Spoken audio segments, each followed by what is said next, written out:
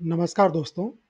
आपने सेंसेक्स और निफ्टी 50 के बारे में तो कई बार सुना होगा, क्योंकि ये भारतीय शेयर बाजार के दो सबसे लोकप्रिय व्यापक बाजार सूचकांक यानी कि इंडेक्स हैं। क्या आपने कभी सोचा है कि ये हैं क्या एक्चुअली, और सूचकांक दो क्यों हैं, एक क्यों नहीं? इनके बीच अंतर क्या है, और सबसे महत्वपूर्ण बात, इनमें से बेहतर कौन है? इस वीडियो में मैं कुछ तथ्य प्रस्तुत करने जा रहा हूँ, और इन दोनों इंडेक्स में से कौन सा श्रेष्ठ है इसकी पहचान के लिए कई मापदंडों पर दोनों इंडेक्सेस को तुलना भी करूंगा। मैं सेंसेक्स और निफ्टी 50 की तुलना 7 मापदंडों पर करने जा रहा हूँ, और वो 7 पैरामीटर्स हैं। पहला, एक्सचेंज ऑफ ओरिजिन यानी मूल एक्सचेंज। दूसरा, नंबर ऑफ कंस्टिट्यूएंट कंपनीज यानी घटक कंपनियों की संख्या। नंबर 3, कवरेज एंड डाइवर्सिफिकेशन यानी कवरेज और विविधीकरण। Number 4, base year and base value यानी आधार वर्ष और आधार मूल्य। नंबर 5, ओनरशिप एंड मैनेजमेंट यानी स्वामित्व और प्रबंधन। नंबर 6, कैलकुलेशन मेथोडोलॉजी यानी गणना पद्धति। और नंबर 7, रिव्यू एंड रिकॉन्स्टिट्यूशन यानी समीक्षा और पुनर्गठन। तो अब एक एक करके इन पैरामीटर्स को देखते हैं। पहला है एक्सचेंज ऑफ ओरिजिन यानी मूल एक्सचेंज। ये पैरामीटर इन इंडेक्स की उत्पत्ति और उस एक्सचेंज को दर्शाता है जहां उनकी घटक कंपनियां मुख्य रूप से सूचीबद्ध हैं। सेंसेक्स, जो कि सेंसिटिव इंडेक्स के लिए है, ये बॉम्बे स्टॉक एक्सचेंज का बेंचमार्क इंडेक्स है। इसे S and P B S E Sensex भी कहा जाता है, क्योंकि एस एंड पी इंडाइसेस और बी एस सी के बीच में एक एग्रीमेंट है, उसके कारण।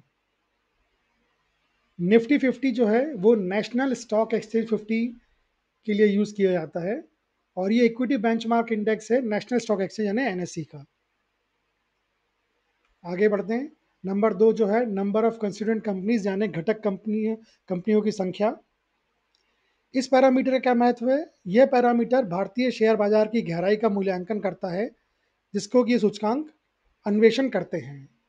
ठीक है। तो बीएसई सेंसेक्स में 30 कंपनियां हैं, जो सबसे बड़ी, सबसे ज़्यादा एक्टिवली ट्रेड होने वाली और फाइनेंशियली सबसे ज़्यादा स्टेबल कंपनीज जो कि बीएसई में लिस्टेड हैं, उनका ये इंडेक्स है। निफ्टी 50 ऐसी 50 कंपनियों का इंडेक्स है जो सबसे बड़ी, सबसे ज़्यादा लिक्विड और जो कि एनएसई पर लिस्टेड हैं। अगर अभी का कंपोजिशन के हिसाब से देखा जाए, तो निफ्टी 50 की 50 कंपनी में जो सेंसेक्स की 30 कंपनी है वो तो है ही हैं, उसके अलावा 20 और कंपनियां भी हैं। आगे बढ़ते हैं। अगला पैरामीटर है कवरेज एंड डाइवर्सिफिकेशन यानी कवरेज और विविधीकरण। इस पैरामीटर का क्या महत्व है? ये पैरामीटर बाजार प्रतिनिधित्व और सेक्टर विविधीकरण का पता लगाता है। बीएसई में 30 कंपनियां हैं। ये थोड़ा सा कंसंट्रेटेड व्यू देता है मार्केट का, है ना। और मेनली जो है लार्ज कैप पे इसका फोकस रहता है। वेल स्टैब्लिश्ड कंपनीज इसमें कवर होती हैं। इसमें कुछ ही सेक्टर कवर हो पाते हैं, क्योंकि केवल 30 कंपनी है। करीब करीब मोटे मोटे तौर पे 13 सेक्टर जो है वो कवर हो पाते हैं सेंसेक्स में। निफ्टी 50 की अगर अपन बात करें, निफ्टी 50 में 50 कंपनियां हैं, तो इसका मतलब ये थोड़ा सा ज़्यादा ब्रॉडर और डाइवर्सिफाइड जो है रहता है ये। और इसमें काफ़ी सारे सेक्टर्स इंक्लूड हो जाते हैं। करीब इस समय करीब करीब मोटे मोटे तौर पे 24 सेक्टर की कंपनीज जो हैं वो इस टॉप 50 कंपनीज में है, जो कि सेंसेक्स का पार्ट है। अगला parameter base year and base value यानी आधार वर्ष और आधार मूल्य। इस पैरामीटर का महत्व यह है कि ये एक ऐतिहासिक संदर्भ बिंदु है जिनसे सूचकांकों की वृद्धि मापी जाती है। इनका अर्थ यह नहीं है कि कोई सूचकांक मूल्य में उच्च या निम्न है, बल्कि यह है कि उनके शुरुआती बिंदु अलग अलग हैं।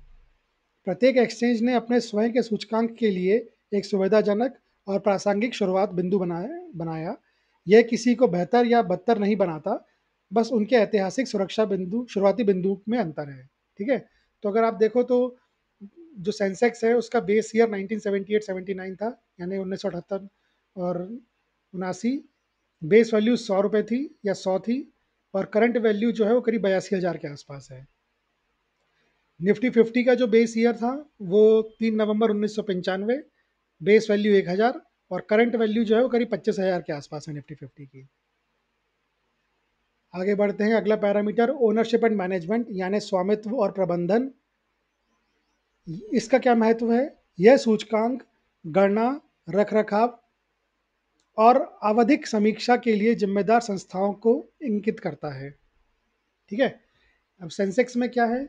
सेंसेक्स जो है, इसका जो ओनर है और ये इसका जो मैनेजमेंट है, दोनों ही बीएसई के पास है। अगर निफ्टी 50 की बात करी जाए तो निफ्टी 50 का ओनर और का जो मैनेजमेंट है वो एनएससी इंडाइसेस लिमिटेड है, जो कि नेशनल स्टॉक एक्सचेंज की एक सब्सिडरी है, जिसको पहले की Indian index services and products limited IISL भी कहा जाता था। अगले पैरामीटर पर चलते हैं, जो कि है कैलकुलेशन मेथोडोलॉजी यानी कि गणना पद्धति। अब इसका क्या महत्व है? गणना पद्धति यह निर्धारित करती है कि सूचकांक मूल्य उसके घटक शेयरों की कीमत से कैसे प्राप्त किया जाता है। दोनों सूचकांक जो हैं वो फ्री फ्लोट मार्केट कैपिटलाइजेशन भारित पद्धति का उपयोग करते हैं। इसका मतलब यह है कि सूचकांक में प्रत्येक कंपनी का वजन उसके बाजार पूंजीकरण द्वारा निर्धारित किया जाता है, लेकिन केवल फ्री फ्लोट शेयरों यानी कि सार्वजनिक रूप से व्यापार के लिए आसानी से उपलब्ध शेयर पर विचार किया जाता है। यह प्रमोटरों, सरकार या लॉक इन शेयरों द्वारा रखे गए शेयरों को सूचकांक मूल्य को विकृत करने से रोकता है। गणना में अनिवार्य रूप से घटक कंपनियों के फ्री फ्लोट मार्केट कैपिटलाइजेशन को विभाजक यानी जो stock split, bonus, rights issue आदि जैसे कॉर्पोरेट कार्रवाइयों के लिए जिम्मेदार है, से विभाजित करना और फिर आधार मूल्य से गुणा करना शामिल है। ठीक है। अगले और आखिरी पैरामीटर की तरफ बढ़ते हैं, जो है रिव्यू एंड रिकॉन्स्टिट्यूशन यानी समीक्षा और पुनर्गठन। इसका क्या महत्व है? इस पैरामीटर का महत्व यह है कि ये सुनिश्चित करना कि सूचकांक प्रासंगिक है और बाजार के सच्चे प्रतिनिधि हैं। ये सुनिश्चित करने के लिए कि वे बाजार के प्रतिनिधि बने रहेंगे, दोनों सूचकांक समय समय पर समीक्षा और पुनर्गठन से गुजरते हैं। अगर सेंसेक्स को देखा जाए तो ये रेगुलरली जो है इसकी समीक्षा होती है, और साल में 2 बार मतलब जून और दिसंबर में इसकी समीक्षा होती है, और अगर ज़रूरत पड़ती है तो पुनर्गठन किया जाता है। निफ्टी 50 की बात करी जाए तो इसकी भी समीक्षा साल में 2 बार होती है, 31 जनवरी और 31 जुलाई को, और ज़रूरत पड़ने पर पुनर्गठन किया जाता है इसका भी।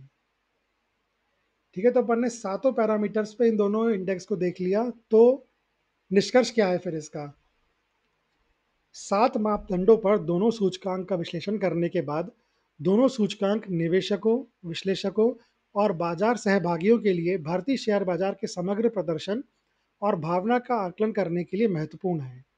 जबकि निफ्टी 50 को आमतौर पर अधिक घटकों के कारण व्यापक प्रतिनिधित्व माना जाता है, सेंसेक्स अपने लंबे इतिहास के कारण एक अत्यधिक मान्यता प्राप्त और व्यापक रूप से अनुसरण किया जाने वाला संकेतक बना हुआ है। तो ये वास्तव में आप पर निर्भर करता है। यदि आप ऐसे सूचकांक की तलाश कर रहे हैं जिसका कवरेज व्यापक है, तो एनएससी का निफ्टी 50 आपके लिए बेहतर है। लेकिन यदि लंबा इतिहास और अंतर्राष्ट्रीय जुड़ाव आपके लिए अधिक मायने रखता है, तो एस एन पी का बीएसई सेंसेक्स आपके लिए है। तो इस वीडियो में मेरी तरफ से इतना ही। मुझे उम्मीद है कि आपने इस वीडियो में कुछ नया सीखा होगा। ये वीडियो देखने के लिए धन्यवाद। अगर ये वीडियो अच्छा लगा तो उसको लाइक करें, चैनल को सब्सक्राइब करें, वीडियो को शेयर करें और कमेंट ज़रूर करें। मैं जल्दी आपसे दूसरे वीडियो में मिलता हूँ। तब तक के लिए गुड बाय।